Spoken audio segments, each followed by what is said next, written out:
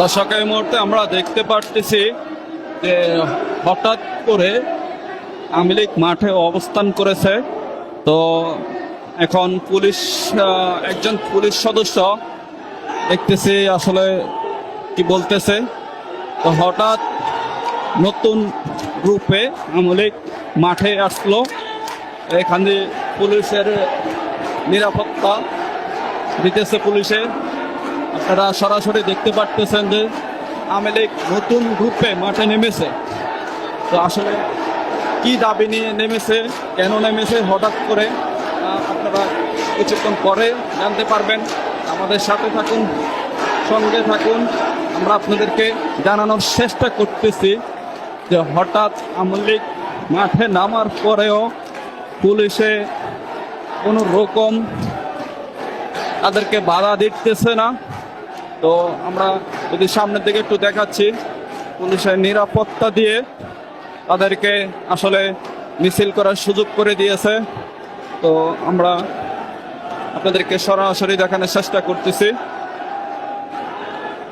এখানে হাজার হাজারো আওয়ামী লীগের কর্মী হঠাৎ রাস্তায় নেমে গেল।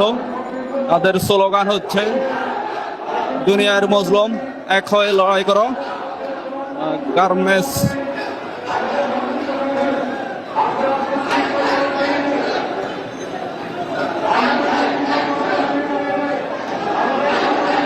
ব্যানার পিস্টল নিয়ে কিন্তু মাঠে নেমেছে, নতুন রূপে নেমেছে।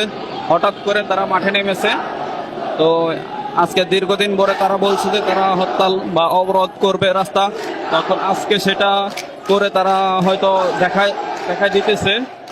এখানে শত শত হাজার হাজার আওয়ামী লীগের কর্মী আছে, আপনারা দেখতে পারতেছেন।